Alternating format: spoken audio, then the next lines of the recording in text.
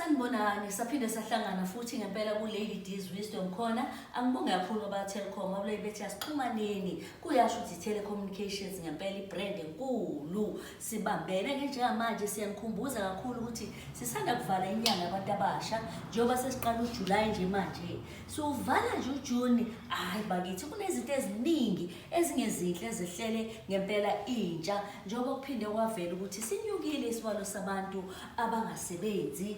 Safinyelela kubantu esingathi nje 10.8 million sibalela lapho cabanga kanti iningi lalabantu esikhuluma ngabo yintsha.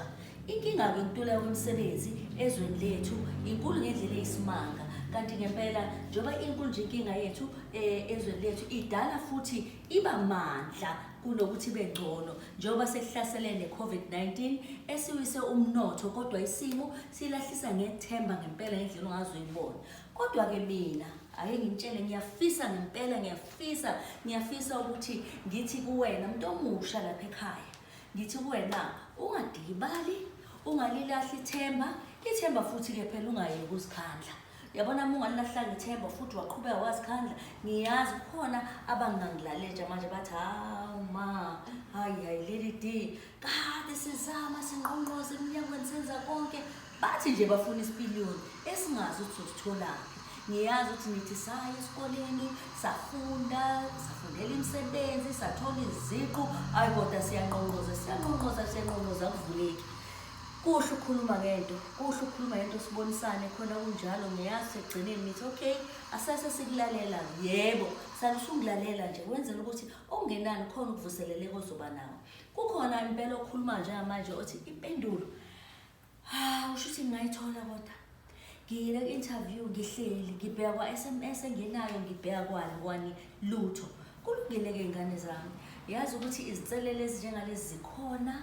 Mina-ke ngixoxele ngami uma Mkhoza uLady D uMachiliza ngisaqala nje ngithi ngiyasebenza emva kwaloko ngafunda ngathola ibhasari se-rapid results kwathiwa ngoba uphasa kahle hamba kuyongoye. Abanye bazobuza kwakunini kwaku-1975 ngiqeda umatric 76 dube ngeke ngikhale ngazo Nkosi yami ngangivele sengichayile ongoye ngoba kwacaca ukuthi ibhasari kanti ithi indawo yokufunda kuphela akukho ukudla akukho indawo yokulala sengipakisha itrunk ngavaleliswa uma wathi hlala phansi ngane yami angifuni uqamba amanga ayikho into ongakwazi ukuyenza imali anginayo. Ngahlala phansi kanjalo ngahamba ngophipitha abanye babuza ukuthi yini uphipitha privately paid teacher eMlazi ngafundisa izingane ezingangami ngoba ngenzela ukulekelela uma esikoleni emsebenzini ekhaya kudliwe ngisalinde nokubheka ukuthi ngibhekaphi makunjena. Hey ngahlala emva kwaloko ngathola umsebenzi kwathiwa woza uzotrainer ube unesi ngilisaba igazi ngilisaba into ongazi uyibona kodwa ngaje sengikuthanda lo msebenzi bawu Sister Mildred kanti umsebenzi uzongifaka emsakazweni.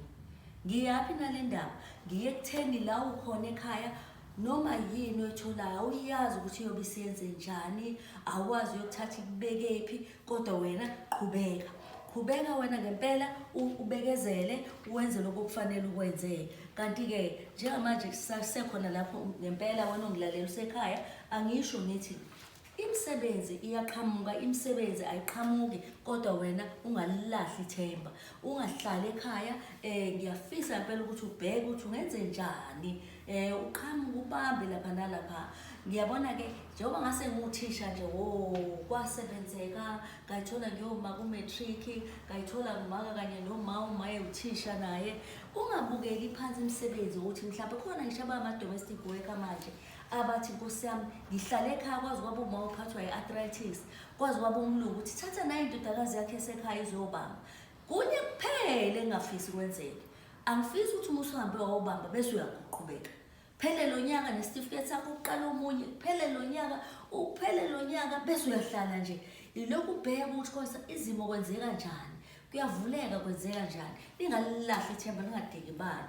Yebo ngiyazi ukuthi ke lapha nalapha yamathuba emisebenzi kuye kusungulwe nezinkampani ezintsha ngesikhathi impela kuqhubeka lo mzamo nawe qhubeka. I-COVID-19 ke ayisinike ithuba ngempela ayisinike ithuba i-COVID-19 angisho ngithi ke nabantu kuphuma nje uhamba abantu abasha nifunde nigugulishe, ungagcina uzwa lapha nalapha kuthiwa hawu umuntu omusha imphathi.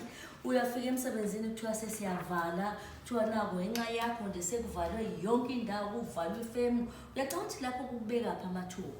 Hhayi-ke asenze nje nake singasathenekanga amandla kunjalo, uNkulunkulu uyazi ukuthi usabele ini. Yabona, ungakhathazeki ngokuthi abangani bakho sebevane bayithola imisebenzi kwabalungela lapha nalapha, nawe kuyogcina kukulungele.